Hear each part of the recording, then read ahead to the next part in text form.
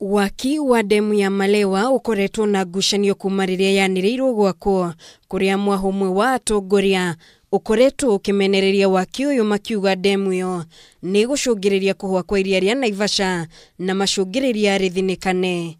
Naguo mwahuri ungi ukinyita mbaru waki uyu makiuga ndemu yo ni guteithiriria uthii wa na mbere undu umwe na kunyotora muingi wa matura maria marigiceirie ta maai mahiu.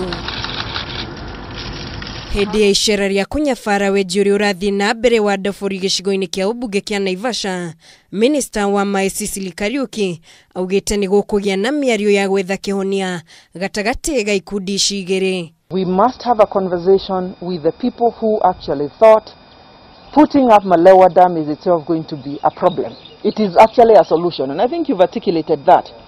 It is a solution to the extent that we'll be able to control the water in a case like today.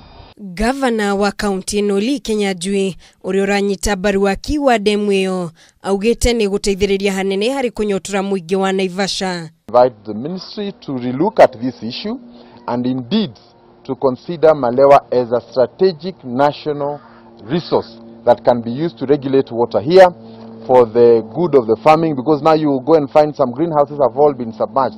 Some hotels now have been demolished by the water. Nige Kenya Junior Thirikari ya bethondeke mitaro ya gute maai magiko muira kiganda gia kiwonjoria kia Naivasha kiruguritio.